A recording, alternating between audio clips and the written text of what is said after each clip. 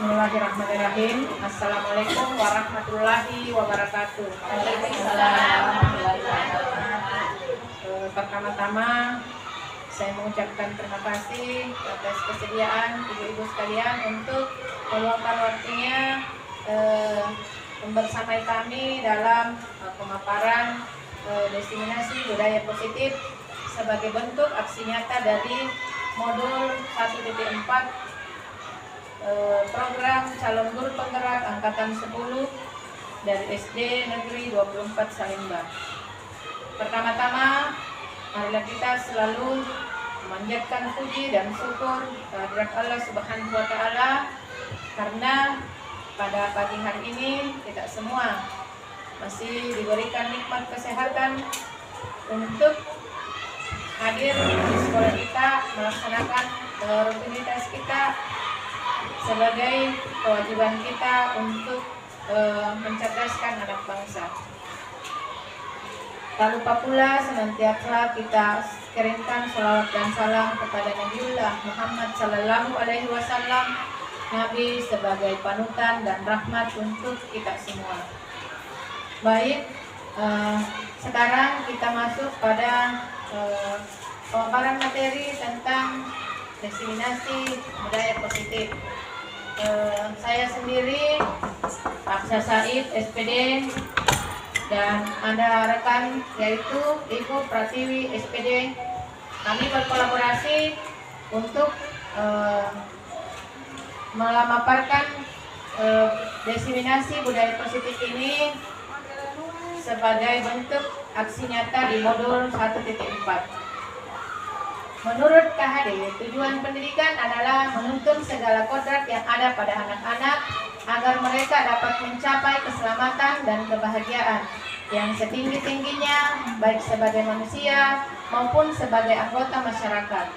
Oleh sebab itu, pendidik itu hanya dapat menuntun tumbuh atau hidupnya kekuatan kodrat yang ada pada anak-anak agar dapat memperbaiki lakunya, bukan dasarnya, hidup dan tumbuhnya kekuatan kodrat anak.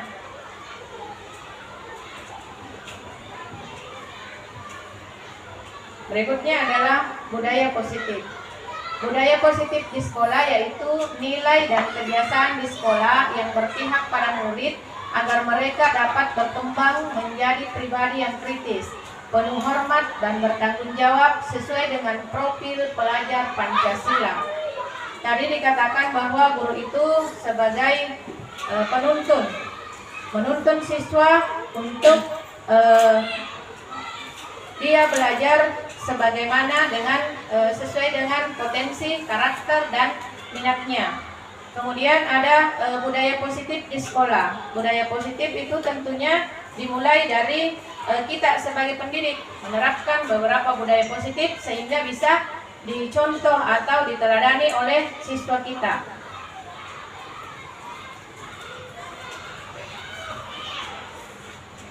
Berikutnya adalah konsep utama budaya positif, yaitu perubahan paradigma belajar. Yang kedua, disiplin positif. Yang ketiga, kebutuhan dasar manusia. Yang keempat, motivasi perilaku manusia. Yang kelima, restitusi atau posisi kontrol guru. Yang keenam, keyakinan kelas. Dan segitiga restitusi. Sebentar akan kita bahas satu persatu.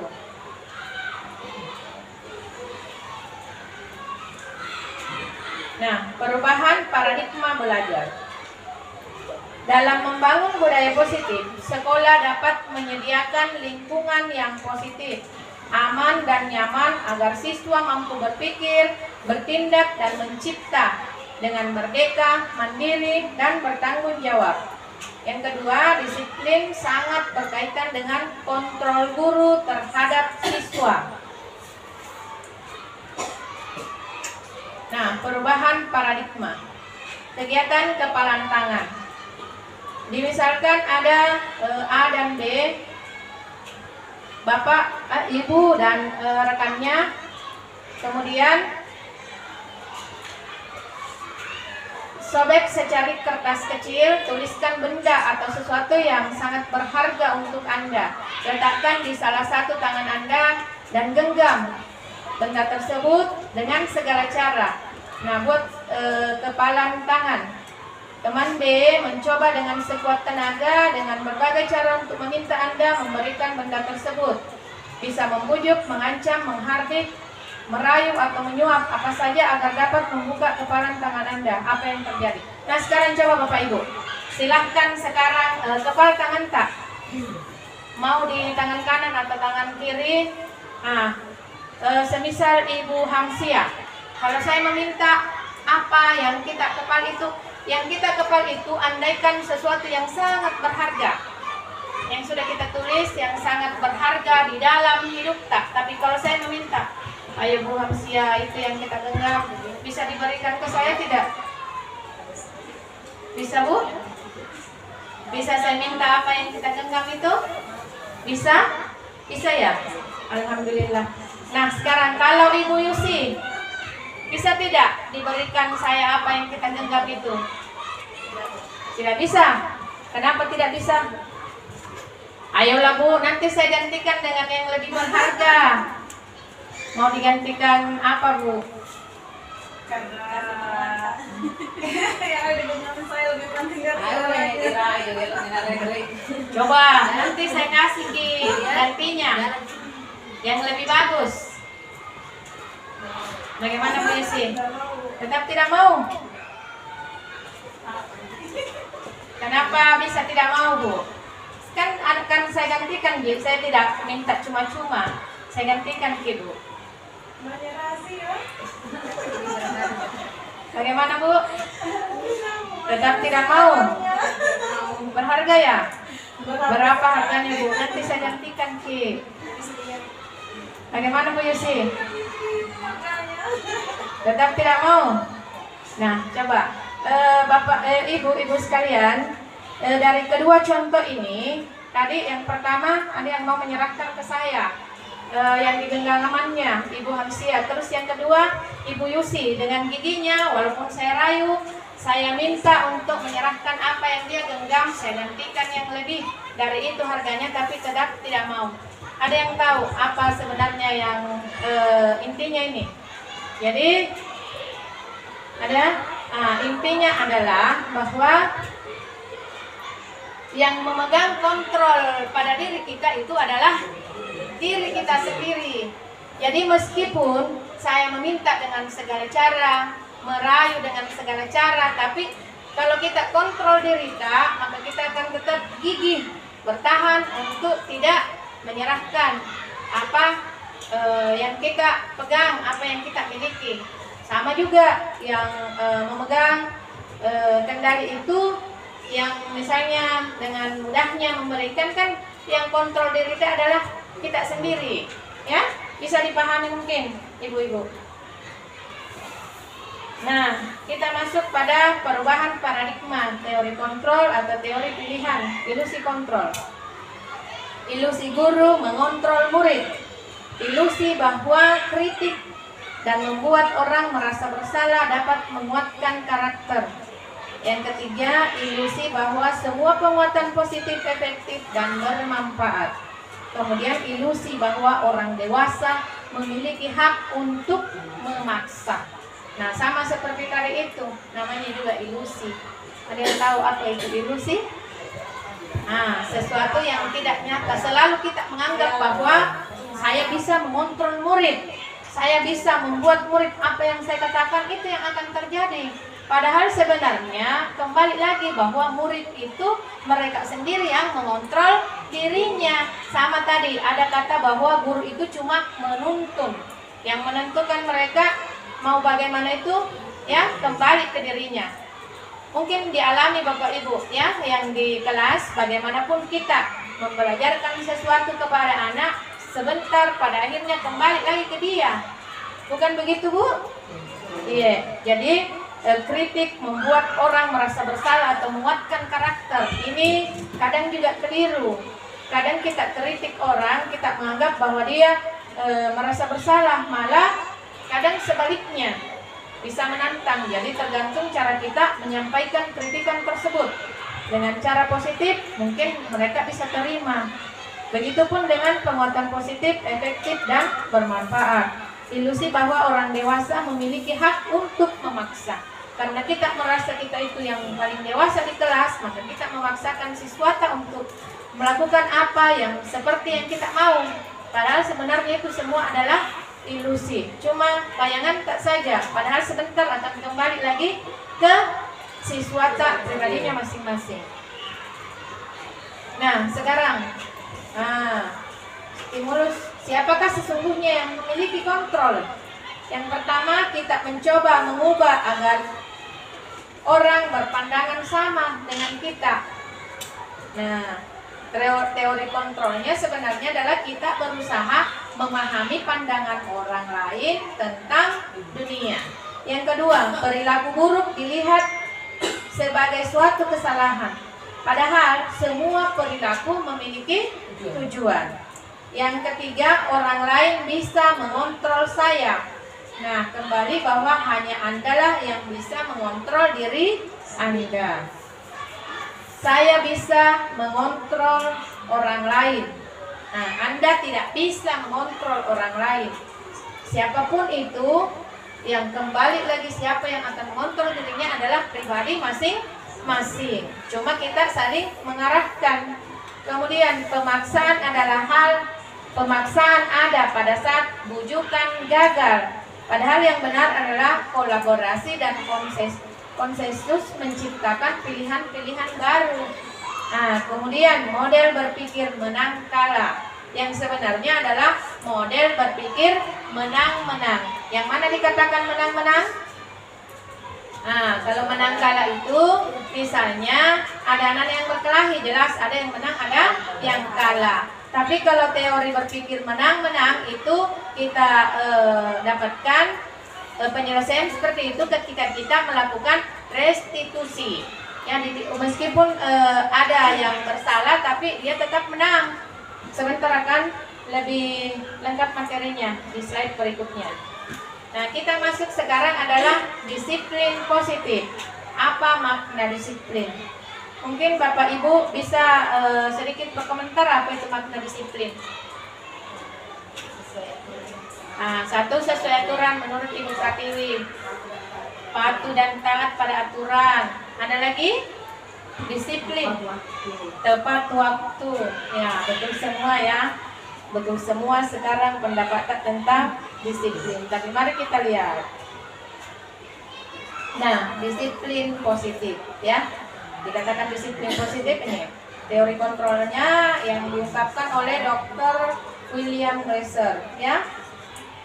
Anda tidak bisa mengontrol orang lain, hanya Anda yang bisa mengontrol diri Anda sendiri. Maknanya disiplin. Makna disiplin belajar kontrol diri dengan menggali potensi kita agar tercapai tujuan mulia, yaitu sesuatu menjadi seseorang yang kita inginkan berdasarkan nilai-nilai yang kita hargai. Nah, ini tadi semua perilaku memiliki tujuan, yaitu teori motivasi. Nah, ada untuk menghindari hukuman dan untuk mendapatkan imbalan. Motivasi ekstrinsik. Kemudian untuk menghargai diri sendiri. Itulah melahirkan nilai-nilai kebajikan universal yang sebentar akan menjadi keyakinan kelas di kelas masing-masing ibu yang ada di wali kelas. Kemudian model berpikir menang-menang, kolaborasi dan konsensus menciptakan pilihan-pilihan baru. Ada 5 posisi kontrol. Nah, sebentar ini akan kita tahu di mana posisi tak semua ibu-ibu. Ada 5 posisi kontrol guru. Yang pertama penghukum, yang kedua membuat rasa bersalah, yang ketiga sebagai teman, yang keempat sebagai pemantau, dan yang kelima sebagai manajer. Nah, manajer inilah yang melahirkan kita untuk menghargai diri sendiri, menghargai orang lain, sehingga ada sebentar motivasi intrinsik yang timbal baliknya menimbulkan nilai-nilai kebajikan universal. Kemudian 5 posisi kontrol inilah yang akan melakukan segitiga restitusi. Segitiga restitusi itu melahirkan tahapannya adalah menstabilkan identitas, validasi kebutuhan, dan menanyakan keyakinan yang akan menjadi keyakinan kelas. Kemudian realitasnya atau kebutuhan kita berbeda. Harus kita akui semua kebutuhan manusia tidak ada yang sama, pasti ada yang berbeda-beda. Kita berusaha memahami pandangan orang lain tentang dunia. Setiap orang memiliki gambaran yang berbeda. Ada 5 kebutuhan dasar manusia, yaitu bertahan hidup, penguasaan, kasih sayang, dan rasa diterima, kesenangan, dan kebebasan. Nah, tadi tentang disiplin ya, patuh pada aturan. Jadi di sini disiplin itu berasal dari bahasa Latin. Disciplina yang artinya belajar. Ya. Makna asal dari kata ini berkonotasi dengan disiplin diri, yaitu murid-murid Socrates dan Plato.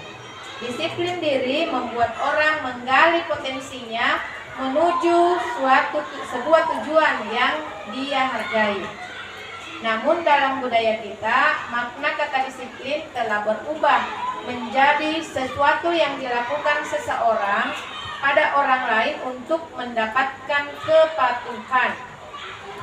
Kecenderungan umum adalah menghubungkan kata disiplin dengan ketidaknyamanan, bukan dengan apa yang kita hargai atau pencapaian suatu tujuan mulia.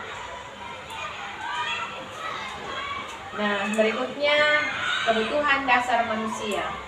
Ya, bisa ibu-ibu saksikan semua. Apakah selain yang 5 ini masih ada kebutuhan dasar tak? Nih, ada kebutuhan dasar tahan hidup ini, kasih sayang dan rasa diterima. Ada kebutuhan kesenangan, penguasaan, dan kebebasan. Semua kebutuhan ini kita perlukan untuk bertahan hidup, ya. Nah, kenapa sering terjadi hal-hal yang tidak diinginkan di kelas? Kejadian anak-anak yang kadang tidak senang terhadap temannya karena ada yang tahu pasti karena ada sesuatu hal yang tidak terpenuhi dari kelima kebutuhan dasarnya ini.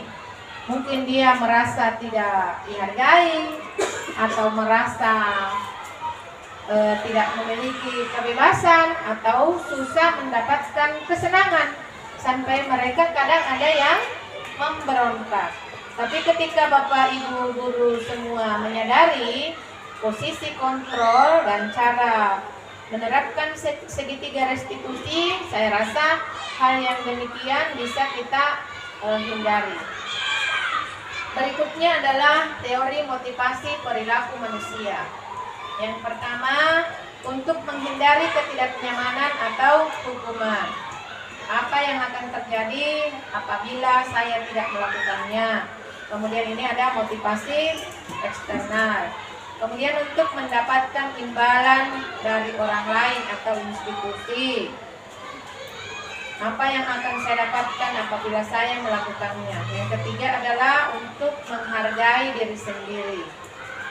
Ini semua motivasi eksternal. Kalau untuk menghargai diri sendiri, saya akan menjadi orang yang seperti apa bila saya melakukannya. Ini motivasi internal, tujuan disiplin positif.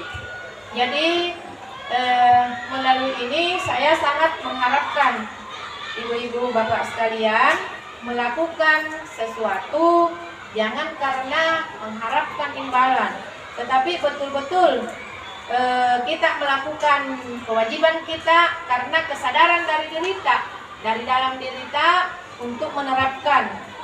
Sama juga anak-anak diharapkan untuk menjadi keyakinan kelas, apa tadi yang menjadi kesepakatan. Itu harus dimulai dari pribadi guru masing-masing, bagaimana dia menghargai dirinya. menghargai dirinya untuk melakukan sesuatu berdasarkan dari dalam dirinya, bukan karena takut dimarahi oleh atasan. Baik, kita lanjut. Sekarang kita masuk pada nilai-nilai kebajikan universal. Nilai-nilai kebajikan adalah sifat-sifat positif manusia yang merupakan tujuan mulia yang ingin dicapai setiap individu. Nilai-nilai tersebut bersifat universal dan lintas bahasa, suku bangsa, agama, maupun latar belakang. Setiap perilaku atau perbuatan memiliki suatu tujuan. Ini ungkapan menurut Dr. William Glasser pada teori kontrol tahun 1984. Yang kedua, dengan mengaitkan nilai-nilai kebajikan yang diyakini seseorang, maka motivasi intrinsiknya akan terbangun sehingga menggerakkan motivasi dari dalam untuk dapat mencapai tujuan mulia yang diinginkan. Diana Glasser 1998. Yang ketiga, nilai-nilai kebajikan yang ingin dicapai oleh setiap anak Indonesia kita kenal dengan profil pelajar Pancasila. Apa itu profil pelajar Pancasila? Ini ada elemennya. Yang pertama yaitu beriman, bertakwa kepada Tuhan yang Maha Esa dan berakhlak mulia. Yang kedua, mandiri. Yang ketiga, bernalar kritis. Yang keempat, berkebinekaan global. Yang kelima, bergotong royong dan kreatif. Jadi sebisa mungkin para peserta didik itu bisa memiliki pribadi yang berprofil pelajar Pancasila. Bagaimana mereka bisa beriman, bertakwa, berakhlak mulia. Tentunya selain penanaman sikap dari rumah, mereka juga diberikan penguatan-penguatan karakter yang didapatkan di sekolah. Mandiri, jadi guru sebagai tenaga pendidik bagaimana bisa mandiri sehingga bisa melahirkan peserta didik juga yang berjiwa mandiri. Kemudian bernalar kritis, ya. Apa yang terjadi di sekitar kita bisa betul-betul dipahami, yang mana positif dan yang mana negatif. Berkebinekaan global, saling menghargai, bisa membaur dimanapun dan tetap menjaga nilai-nilai kebajikan. Kemudian bergotong royong. Pasti Bapak Ibu sekalian sudah mengetahui bagaimana itu bergotong royong, karena setiap hari kita terapkan seperti ini. Dan kreatif, ya. Seiring dengan perkembangan ilmu pengetahuan dan teknologi, kita selalu dituntut untuk selalu mengembangkan kreativitas, inovasi untuk mencapai pembelajaran yang lebih maksimal sehingga bisa menciptakan manusia-manusia yang bisa berguna bagi dirinya pribadi tentunya dan bisa bermanfaat untuk orang lain.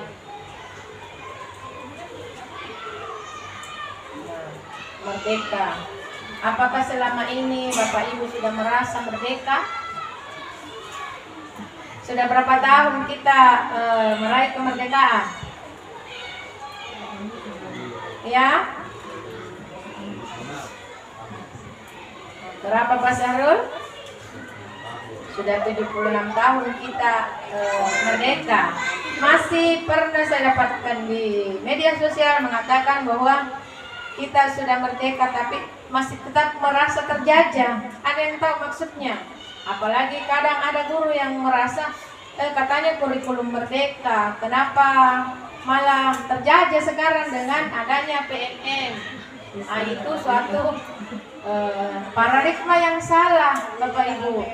Jangan merasa terbebani, jangan merasa terjajah dengan adanya PMM. Silahkan atur waktu tak dengan baik. Ya, kembali lagi mengontrol diri. Yang tahu fungsi kontrol tak itu difungsikan di sini. Jangan ikut-ikut melihat orang mengeluh, ikut tongki mengeluh. Bagaimana caranya supaya PMM itu bisa dihapuskan? Padahal ketika Bapak Ibu sekalian bisa memanage waktunya dengan baik, saya rasa semua bisa kita lalui, ya. Itu fasilitas yang ada di sekolah bisa kita gunakan, seperti komputer, sarana prasarana, jaringan internet yang cukup memadai bisa kita fungsikan. Ketika ada waktu luang tidak mengajar, bisa kita buka-buka PMM tak. Begitupun saat di rumah. Jadi jangan terbebani dengan adanya PMM. Jangan merasa terkungkung, katanya merdeka, padahal kita dijajah. Tidak begitu ya? Kita masuk merdeka menurut Ki Hajar Dewantara. Merdeka itu artinya tidak hanya terlepas dari perintah, tetapi juga cakap buat memerintah diri sendiri. Ya, jadi selain ada aturan yang mengikat kita, aturan dinas yang mengikat kita, maka kita juga yang harus memunculkan niat kita bagaimana bekerja sesuai dengan aturan yang telah ditetapkan oleh kedinasan, ya.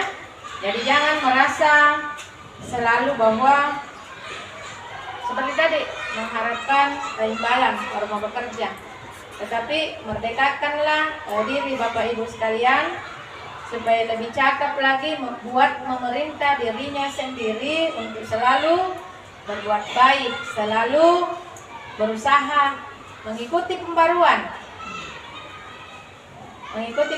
yang ada tanpa harus dipaksakan aturan yang memerintahkan Anda bahwa kalau tidak ikut begini ada konsekuensinya. Jadi bagusnya itu kesadaran diri tak, ya. Ki Hajar Dewantara, Pemikiran, Konsepsi, Keteladanan, Sikap Merdeka, cetakan kelima 2013, ya. Jadi merdeka itu artinya tidak hanya terlepas dari perintah, tapi kita harus cakap memerintah diri tak sendiri untuk berbuat sebagaimana mestinya. Ini ada dihukum oleh penghargaan, bahwa penghargaan berlaku sama dengan hukuman, dalam arti meminta atau membujuk seseorang melakukan sesuatu untuk memenuhi suatu tujuan tertentu dari orang yang meminta atau membujuk. Dorongannya eksternal dan akan ada faktor ketergantungan. Beberapa dampak dari pemberian penghargaan diantaranya, ini dampaknya ya, kalau kita melakukan sesuatu hanya karena ingin dihargai, hanya karena ingin mendapat hadiah. Yang pertama, pengaruh jangka pendek dan jangka panjang. Yang kedua, penghargaan menghukum. Yang ketiga, penghargaan mengurangi ketepatan. Penghargaan tidak efektif. Penghargaan merusak hubungan.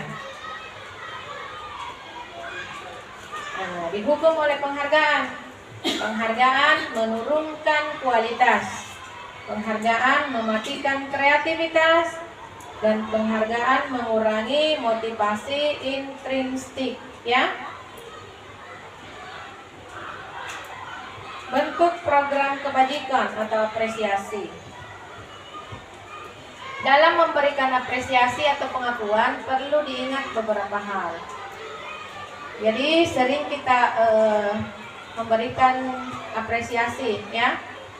Yang harus kita ingat, yang pertama adalah memberi pengakuan secara khusus, beri pengakuan secara pribadi, beri pengakuan kepada semua murid bergantian, secara konsisten dan fokus pada proses.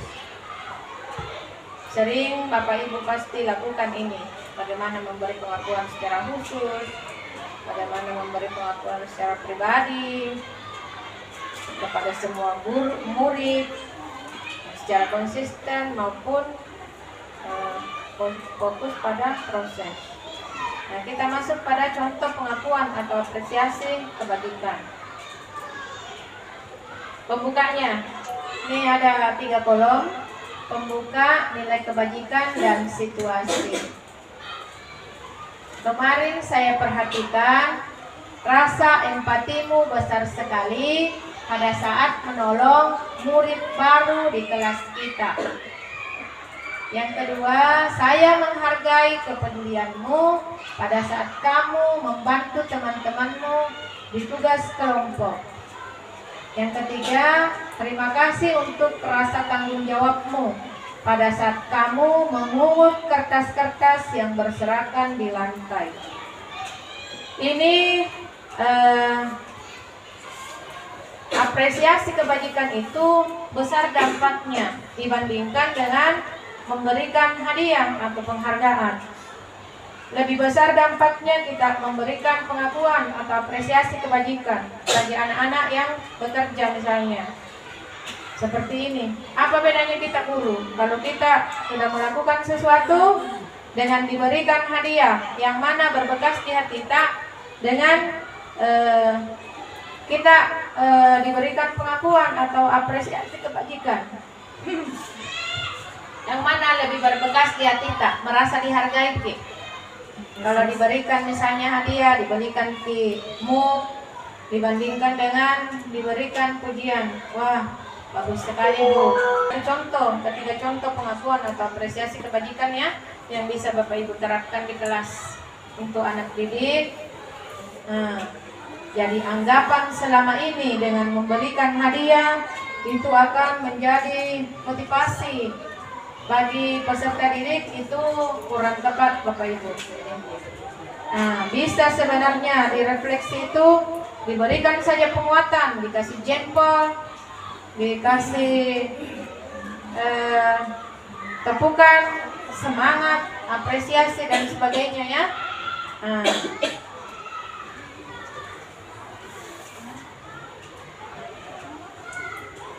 Nah, ini silahkan dicermati yang mana hukuman dan yang mana konsekuensi. Coba Bapak Ibu sekarang, yang pertama, mencatat 100 kali di dalam buku kalimat saya tidak akan terlambat lagi karena siswa terlambat ke sekolah. Silahkan memilih apakah ini hukuman atau konsekuensi. Hukuman. Yang kedua, lari mengelilingi lapangan basket 2 kali karena terlambat hadir di sekolah. Hukuman atau konsekuensi? Hukuman. Murid diminta untuk push up 15 kali karena tidak menggunakan masker ke sekolah. Hukuman. Mengganti kertas tugas teman yang telah dicoret-coret. Apakah hukuman atau konsekuensi? Membersihkan tumpahan air di meja tulis karena tersenggol pada saat belajar. Konsekuensi. Murid disuruh untuk mengenakan sepatu seharian karena tidak mengenakan sepatu hitam. Hukuman atau konsekuensi? Ada yang konsekuensi, ada yang hukuman. Nah, lari mengelilingi lapangan basket 2 kali karena terlambat 10 menit untuk pelajaran PJOK. Konsekuensi. Hukuman atau konsekuensi? Konsekuensi ya. Nah, lebih jelasnya masih diingat jawaban Bapak Ibu? Kita masuk ya. Jadi yang pertama itu adalah hukuman, yang kedua hukuman, yang ketiga hukuman, yang keempat adalah konsekuensi. Mengapa konsekuensi? Karena menggantikan kertas tugas teman yang dicoret-coret itu merupakan konsekuensi yang harus dilakukan oleh siapa yang melakukannya, karena kertas temannya dicoret maka dia harus menggantikan. Kemudian membersihkan tumpahan air di meja tulis karena tersenggol pada saat belajar. Itu adalah bentuk konsekuensi. Yang lari mengelilingi lapangan basket 2 kali karena terlambat 10 menit itu merupakan konsekuensi. Ada pertanyaan sampai di sini? Tentang hukuman dan konsekuensi. Saya berharap setelah materi ini Tidak ada lagi yang memberikan hukuman kepada anak-anak. Dengan misalnya dikatakan bahwa disuruh mencuci WC supaya tidak terlambat lagi. Apakah itu hukuman atau konsekuensi? Hukuman, bagus sekali. Berarti sudah dipahami antara hukuman dengan konsekuensi. Mengapa tidak boleh sebenarnya mencuci WC? Karena dengan anak-anak disuruh keluar mencuci WC itu bisa tambah mengurangi jam belajarnya. Yang tadinya sudah terlambat, disuruh lagi membuat WC, tambah tidak ikut belajar. Jadi kalau begitu, apa seharusnya konsekuensi yang didapat oleh anak yang terlambat, Bapak Ibu? Iya, betul sekali. Jadi konsekuensinya adalah anak tersebut bisa mengambil atau diberikan jam lebih supaya dia bisa mengejar tadi ketertinggalannya, mengikuti materi yang tertinggal di awal tadi. Jadi agak lambat keluar di jam istirahat, dia bisa menyelesaikan. Nah, sekarang kita masuk pada restitusi. Apa itu restitusi? Restitusi adalah proses menciptakan kondisi bagi murid untuk memperbaiki kesalahan mereka sehingga mereka bisa kembali pada kelompok mereka dengan karakter yang lebih kuat. Restitusi juga merupakan proses kolaboratif yang mengajarkan murid untuk mencari solusi untuk masalah mereka dan membantu murid berpikir tentang orang seperti apa yang mereka ingin menjadi tujuan mulia dan bagaimana mereka harus memperlakukan orang lain. Jadi jika ada anak yang bermasalah, apakah itu dia terlambat, tidak mengerjakan PR, atau apapun yang kesalahan yang dia lakukan, langkah yang paling tepat dilakukan adalah dengan mengadakan restitusi.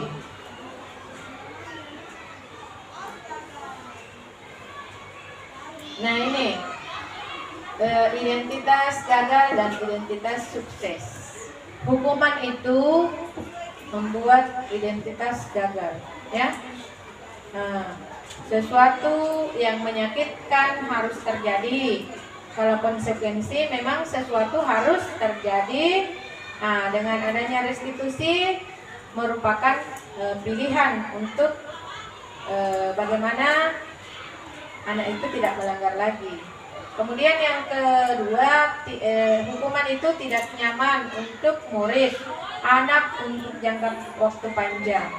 Konsekuensi tidak nyaman untuk murid atau anak untuk jangka waktu pendek, sedangkan dengan melakukan restitusi menguatkan untuk murid atau anak dalam jangka waktu yang panjang.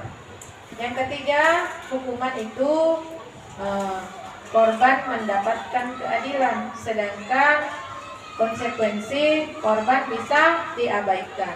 Kalau restitusi, korban mendapatkan ganti. Murid atau anak tersakiti dengan diberikan hukuman, tetapi dengan konsekuensi murid akan dibuat tidak nyaman. Sedangkan kalau kita melakukan restitusi, maka murid atau anak mendapatkan penguatan. Yang berikutnya adalah perilaku pasif agresif meningkat, sedangkan konsekuensi penguatan hanya bertahan dalam jangka waktu pendek. Kalau kita merestitusi, maka masalahnya terpecahkan. Yang berikutnya, sistem tidak akan berjalan bila murid tidak takut. Dengan konsekuensinya memerlukan monitoring atau supervisi terus-menerus dari guru. Tapi dengan menerapkan disiplin secara restitusi, maka murid belajar bertanggung jawab untuk perilakunya. Selanjutnya, ketika diberikan hukuman, itu berlaku hanya pada sebuah institusi, tidak berlanjut pada kehidupan nyata. Kemudian, kalau konsekuensi membantu penerapan mengikuti peraturan dalam masyarakat. Dengan restitusi fokus pada pemecahan masalah dalam jangka waktu panjang. Kalau peraturannya adalah kamu harus, misalnya kamu harus datang tepat waktu. Kalau konsekuensi tentang apa peraturannya, mampukah kamu melakukannya, atau terima kasih. Sedangkan dengan restitusi, apa yang kamu yakini, apa yang bisa kamu lakukan untuk memperbaiki masalah ini.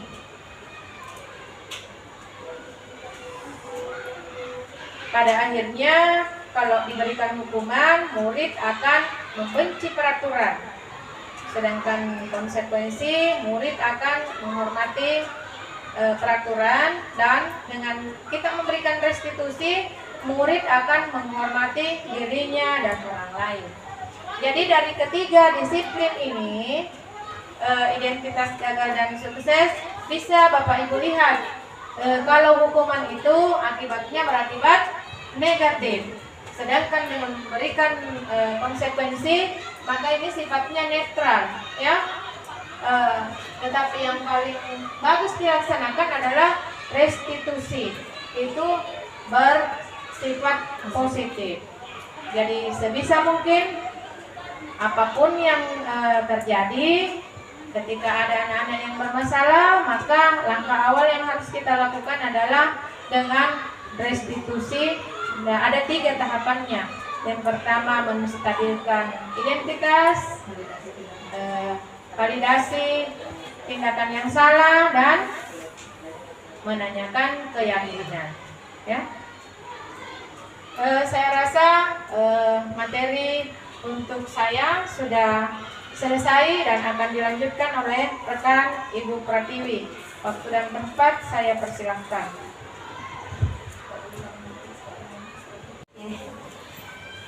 Bapak Ibu yang saya hormati, melanjutkan dari apa yang sudah dipaparkan oleh Ibu Kepala Sekolah, berikut ada 9 ciri-ciri restitusi. Jadi restitusi ini bukan untuk menebus kesalahan, namun untuk belajar dari kesalahan. Jadi setiap orang pernah salah, namun yang terpenting adalah bagaimana kita memperbaiki kesalahan tersebut. Yang kedua, memperbaiki hubungan. Yang ketiga, tawaran bukan paksaan. Yang keempat, restitusi menuntun untuk melihat ke dalam diri. 5, restitusi mencari kebutuhan dasar yang mendasari tindakan. Jadi dari yang sudah dipaparkan Ibu tadi, ada 5 kebutuhan dasar manusia. Jadi ketika siswa melakukan kesalahan, berarti ada kebutuhan dasar yang tidak terpenuhi. Yang keenam, restitusi diri adalah cara yang paling baik, karena dengan restitusi kita mencari solusi, bukan menghakimi. Yang ketujuh, restitusi fokus pada karakter, bukan tindakan. 8, restitusi fokus kepada solusi.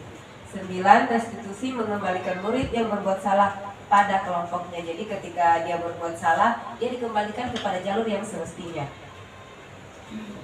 Poin ke-6, eksplorasi konsep tentang keyakinan kelas.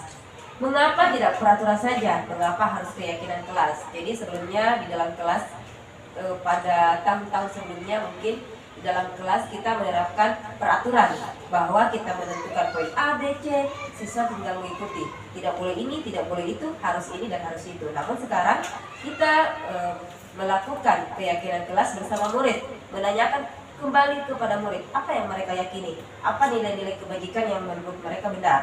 Nah, mengapa tidak peraturan saja? Mengapa harus keyakinan kelas? Pertama, karena untuk mendukung motivasi intrinsik, maka kita harus kembali ke nilai-nilai keyakinan-keyakinan yang lebih menggerakkan seseorang dibandingkan mengikuti serangkaian peraturan-peraturan. Terlebih lagi kepada murid-murid yang sering kita anggap bahwa membangkang. Sebenarnya mereka bukan membangkang, mereka hanya belum meyakini nilai kebajikan yang ada pada dirinya. Sehingga itulah sebagai guru kita menyusun keyakinan kelas bersama murid kita. Budaya positif. Dari budaya positif ini, jadi pertama dalam lingkup kecil kita lihat pada gambar yang berwarna ungu. Ini lingkup kecilnya adalah peraturan kelas. Peraturan kelas ini mengikat, namun dia hanya bisa mempengaruhi dalam lingkup kecil. Itu pun jangka pengaruhnya terhadap jangka panjang bisa jadi kurang baik jika berdasar pada hukuman. Kemudian kita tingkatkan lagi menjadi keyakinan kelas. Nah, ketika menjadi keyakinan kelas, maka ini akan meluas menjadi lingkungan positif dan menciptakan budaya positif. Yang mana yang merupakan keyakinan kelas dan mengapa? Jadi di sini ada dua gambar. Yang satu Teka Dharma Wanita Persatuan. Di sini ditulis keduanya sama-sama menuliskan kesepakatan kelas. Namun yang pada gambar pertama tertulis seperti ini. Datang tepat waktu, mengucapkan salam, menjaga kebersihan sekolah, berdoa sebelum dan sesudah kegiatan, aktif dalam pembelajaran dan tertib. Yang di sebelah, kami guru dan murid yang saling menyayangi, kami murid yang semangat belajar, kami murid yang peduli dengan teman-teman. Kira-kira yang mana yang dikatakan keyakinan kelas Bapak Ibu? Silakan Ibu Wahdania. Yang kami guru dan murid yang saling menyayangi. Mengapa? Karena seperti yang kita ketahui, kata-kata tersebut berasal dari dalam diri kita. Sementara datang tepat waktu mengucapkan salam, datang tepat waktu mengucapkan salam itu merupakan di dalamnya masih ada sedikit paksaan datang tepat waktu. Mungkin seperti itu. Terima kasih banyak Bu Nia, tepat sekali. Jadi jika diperhatikan kedua gambar di atas menggambarkan unsur yang positif, sama-sama sesuatu yang baik. Namun jika ditelaah, yang satu menggunakan kalimat positif yang kembali ke diri kita. Kami guru dan murid saling menyayangi, sehingga dengan itu membangkitkan rasa saling menghormati, saling menghargai. Kalau yang pertama datang tepat waktu mengucapkan salam, tentu ini juga adalah hal yang baik. Namun jika dikatakan seperti ini, maka belum tentu dari nilai kebajikan yang diyakini oleh siswa. Bisa jadi ini peraturan yang ditetapkan oleh suatu instansi. Jadi belum mengandung keyakinan kelas.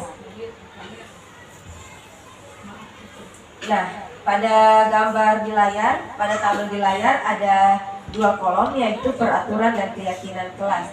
Kira-kira pada poin pertama, selalu kembalikan buku ke tempatnya, itu termasuk keyakinan kelas atau tidak? Tanggung jawab. Oh iya, keyakinan kelasnya dalam bentuk apa Ibu? Tanggung jawab. Dilarang mengganggu orang lain, Menghormati. saling menghormati. Hadir di sekolah 15 menit sebelum pembelajaran dimulai, komitmen. Dilarang melakukan kekerasan, Menghormati orang lain. Keselamatan. Keselamatan. Dilarang menggunakan narkoba, kesehatan. Menggunakan masker juga sama, kesehatan. Keselamatan. Dan jangan berlari di kelas atau koridor, Keamanan. keamanan atau keselamatan. Baik, ternyata jawaban Bapak Ibu luar biasa, semuanya benar semua. Segitiga restitusi.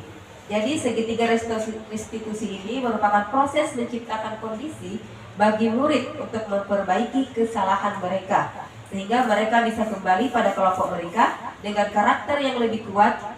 Dan melalui restitusi ini, guru dapat membantu murid menjadi lebih memiliki tujuan, disiplin positif, serta memulihkan dirinya setelah berbuat salah. Yang kedua, membantu murid untuk jujur pada diri sendiri dan mengevaluasi dampak dari kesalahan yang dilakukan. Dan yang ketiga, memberikan penawaran bukan paksaan.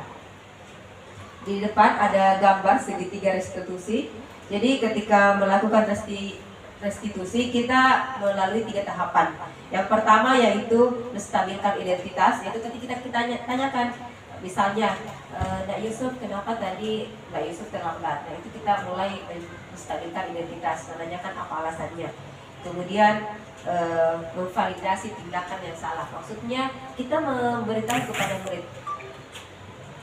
tindakan kamu salah. Semua orang pernah melakukan kesalahan, namun yang terpenting adalah kita memperbaikinya. Lalu kita menanyakan keyakinan. Kita tanyakan apakah yang dia lakukan sesuai dengan keyakinan yang sudah kita sepakati selama ini atau belum. Jika iya, keyakinan mana yang mereka langgar. Setelah itu kita bersama-sama mencari solusi agar apa yang dia langgar tersebut diperbaiki di kemudian hari dan tidak diulangi lagi. Tahapan segitiga restitusi. Yang pertama, menstabilkan identitas. Jadi kita bisa menyampaikan kepada anak bahwa berbuat salah itu tidak apa-apa, atau tidak ada manusia yang sempurna, atau bisa juga saya juga pernah melakukan kesalahan seperti itu. Kemudian kita tetap menyampaikan bahwa kita bisa menyelesaikan ini. Jadi anak-anak tidak merasa serta-merta terpuruk dengan kesalahan yang dilakukannya. Yang kedua, validasi tindakan yang salah. Kita tanyakan setelah mengetahui apa kesalahannya, sudah menanyakan kepada mereka, ditanya lagi, kamu pasti punya alasan mengapa melakukan hal itu. Tentu karena setiap anak tidak serta-merta melakukan bukan hanya kebetulan, tentu ada alasan di baliknya. Kemudian kita tanyakan keyakinan, apa yang dia percaya, apa nilai-nilai umum yang telah disepakati, apa bayangan yang tentang kelasnya yang ideal. Kemudian dia mau menjadi orang yang seperti apa. Dari yang dipaparkan tadi, semoga kita semua bisa menerapkan segitiga restitusi dalam menghadapi masalah yang kita hadapi di kelas. Selanjutnya saya serahkan kepada Bapak Ibu. Mungkin ada yang ingin ditanyakan terkait pemaparan tadi. Silahkan. Baik, silahkan Ibu Sri.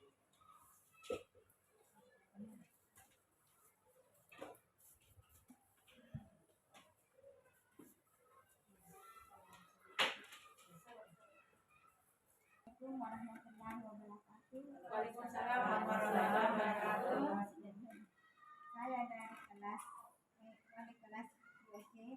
Saya tanyakan bagaimana cara menghadapi siswa yang hiperaktif.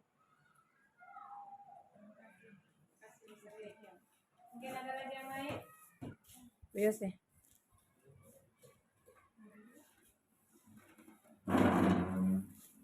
Assalamualaikum warahmatullahi wabarakatuh. Terima kasih atas kesempatan yang telah diberikan kepada saya. Adapun pertanyaan saya mewakili guru PJOK, yang saya mau tanyakan Bu, bagaimana mengatasi siswa pada saat saya mengajar PJOK di lapangan, siswa itu yang sangat super aktif dan dia tidak mau menerima kekalahan. Pada saat bermain dia tidak mau menerima kekalahan, dan apabila dia kalah dia marah. Gitu. Kasih. Terima kasih atas pertanyaan yang diajukan oleh dua rekan kita, Ibu Sri Lestari dari wali kelas 2C ya, tentang penanganan siswa yang hiperaktif. Ya, luar biasa kalau ada murid yang hiperaktif di kelas, belum lagi jumlah siswa yang lumayan banyak. Sebelumnya di dalam pembelajaran di awal itu kan kita sudah melakukan asesmen ya, asesmen diagnostik non kognitif. Jadi di situ sudah terbagi karakter siswa, ada yang audio visual maupun audio visual, dan ada yang bahkan kinestetik. Mungkin bisa dikategorikan siswa tadi yang hiperaktif itu adalah siswa yang di awal itu kan kita sudah melakukan asesmen ya, asesmen diagnostik non kognitif.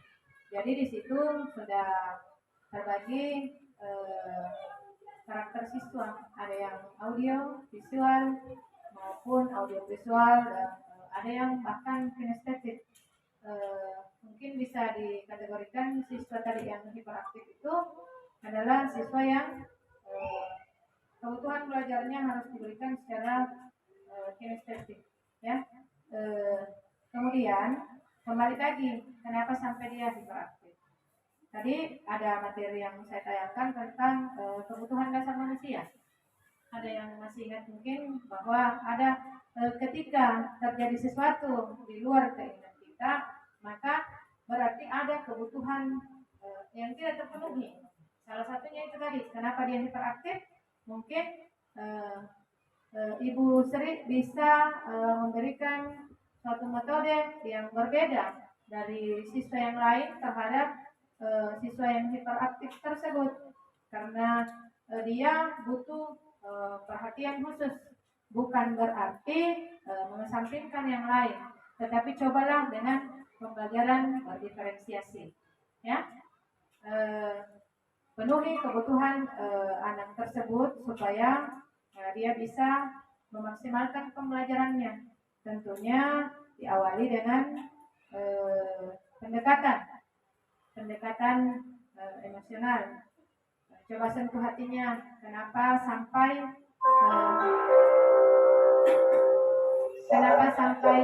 tersebut diperlakukan. Ya, saya rasa semua anak punya kelebihan dan kekurangan masing-masing. Kekurangan itu bagaimana kita bisa maksimalkan supaya dia bisa memanfaatkan kelebihannya sehingga dia menjadi manusia yang lebih berguna lagi, memanfaatkan apa yang dimilikinya. Ya, fungsikan cerita bahwa guru itu penuntun memberikan dorongan untuk anak-anak tumbuh dan berkembang sesuai dengan potensinya. Saya rasa seperti itu, Bu. Terima kasih. Terima kasih. Bagaimana Ibu? Terima kasih. Selanjutnya menjawab pertanyaan dari Ibu Yusi, yaitu terkait siswa yang tidak ingin menerima kekalahan dan marah ketika mengalami kekalahan. Jadi mungkin ada kebutuhan dasar yang tidak terpenuhi pada diri siswa tersebut. Bisa jadi keluasaan, bisa jadi rasa diterima. Jadi tinggal kita bagaimana sebagai guru melakukan pendekatan personal. Jadi kalau ternyata dia memiliki kebutuhan dasar, misalnya keluasaan atau rasa diterima yang dia butuh pengakuan terhadap orang lain, maka karena misalnya memberi penghargaan itu bisa berlaku hukuman, maka saat kita memberi apresiasi kepada dia ketika dia berhasil, kita melakukan apresiasi secara personal, kita panggil sendiri. Ini tadi hebat sekali Kina, waktu begini Ki. Tidak perlu kita sampaikan ini di depannya teman yang lain karena itu bisa juga berlaku sebagai hukuman. Kemudian langkah selanjutnya kita juga melakukan restitusi. Kita tanyakan mulai dari melestarikan identitas, validasi tindakan yang salah hingga menanyakan keyakinan. Jadi ketika dia marah kepada temannya, kita tanya, kenapa begitu? Apa alasan tak? Kemudian disampaikan kepada dia bahwa apa yang dia lakukan itu salah, tapi itu tidak masalah. Yang terpenting adalah dia bisa memperbaiki, dia tidak mengulanginya di kemudian hari. Kemudian tanyakan kepada dia keyakinan mana yang mereka langgar. Tentu jika di dalam kelas ada keyakinan saling menghormati, tentu dia akan menjawab bahwa dia melanggar keyakinan saling menghargai antar sesama teman. Kemudian setelah dia meyakini keyakinan dilanggar, kita bisa menanyakan lagi kepada dia, lalu solusi apa yang bisa dilakukan. Umumnya anak ketika ditanya solusi apa yang akan dilakukan ketika mendapat hal seperti ini, tentu dia akan berkata, saya akan meminta maaf kepada teman saya. Jadi saya rasa dari hal tersebut kita akan mendapatkan poin menang-menang. Jadi si pelaku dan korban tidak ada yang merasa menang, tidak ada yang merasa kalah. Terima kasih.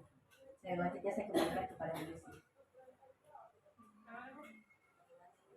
Oh iya, terima kasih banyak. Berhubung karena pemaparan dan proses diskusi sudah selesai, selanjutnya saya serahkan kepada Ibu Kepala Sekolah. Mungkin masih ada yang ingin disampaikan.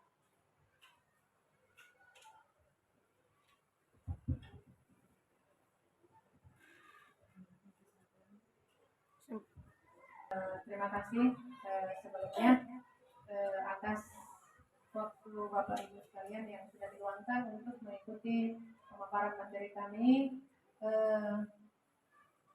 Kesimpulan yang bisa kita tarik dari diseminasi budaya disiplin positif adalah kita sebagai guru harus selalu mengetahui posisi kontrol kita supaya bisa melaksanakan tugas dengan baik.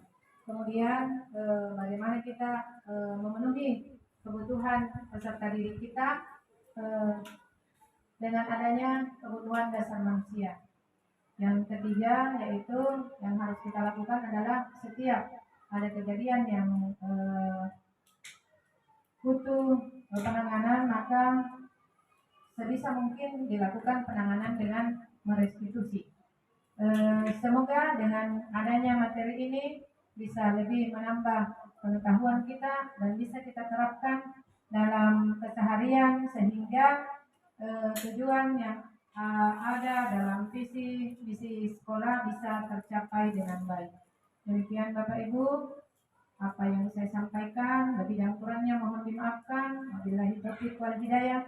Wassalamualaikum warahmatullahi wabarakatuh. Waalaikumsalam warahmatullahi wabarakatuh. Mari bergerak, bergerak dan menggerakkan. Menggerakkan.